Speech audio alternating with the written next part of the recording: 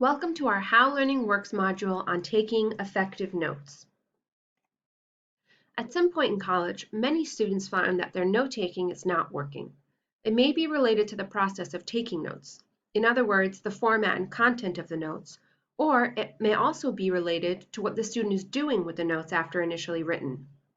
The good news is that there are multiple ways to take notes effectively. For notes to be effective, both the note-taking process and the use of notes need to be active. In this video, we will briefly cover how to take effective notes in a variety of settings, including while reading, while watching a video, while in lecture courses and problem-solving courses, and during a group discussion. Whether reading a textbook, article, or novel, it can be very frustrating to get to the last page and realize, I have no idea what I just read. Not only is this a waste of time, but also a missed opportunity to learn what the professor intended you to learn while reading. One of the most effective ways of actively engaging with your reading is to make notes as you go along. Depending on the density or complexity of the material, read a few paragraphs or pages, then stop to summarize what you've read in your own words. Include notes in the margin or on sticky notes if you've borrowed a textbook, or in an electronic document on your laptop or other device. And remember to listen to cues. That is when you may hear your brain say, hey, that reminds me of. This is your brain's way to actively connect the new information from the reading to existing memories. It may seem random in the moment, such as, hey, that reminds me of that episode of Game of Thrones. Make sure to write it down in the margin. By documenting these connections as you read, you're helping the brain with the learning process. The most common note-taking approach is writing down as much of what the professor says as possible.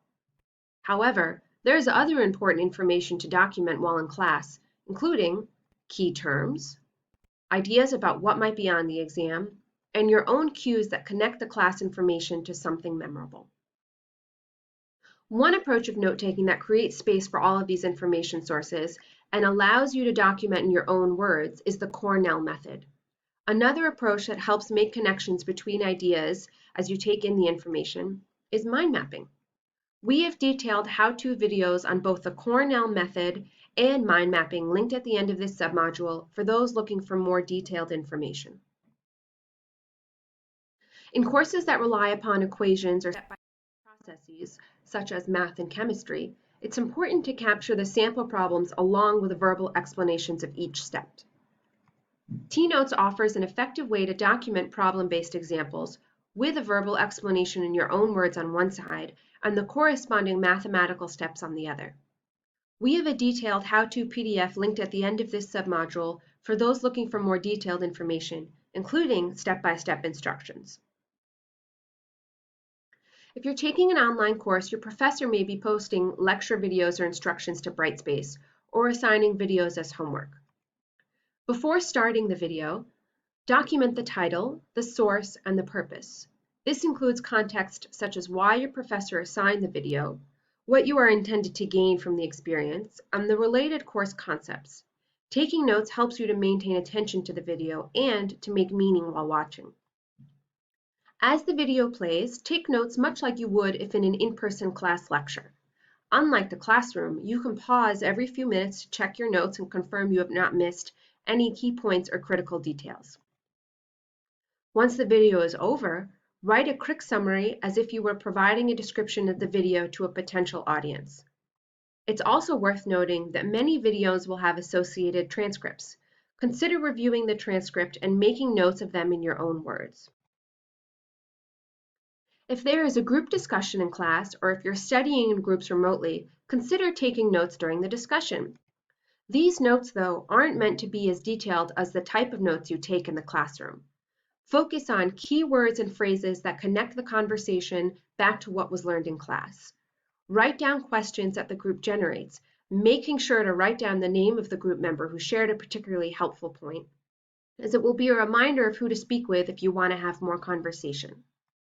If meeting with your group via Zoom, remember that you can save and download the chat from the meeting. Review the discussion to see if there are any important or useful points to add to your own notes. Depending on how your professor structures your synchronous or live online class, Your best note-taking approach might involve a combination of what has been described so far. For example, there may be some time during the live online course where the professor is doing some lecturing, but there also might be a group discussion. When participating in a live online course, it might feel initially like you're watching a video, and your inclination might be to listen passively. However, based on what we've described previously, actively engaging in that live online time, taking effective notes, and single tasking is incredibly important to your learning process. Here are some additional strategies you can use for those live online courses. Be sure to eliminate as many distractions as possible prior to the start of the online class time so that you can devote your full attention. Turn off all email, app, or chat notifications on your device, and consider using a website blocker like Freedom or Cold Turkey to minimize interruptions. Depending on your device, trying to take notes electronically while staying engaged in the class meeting may be challenging.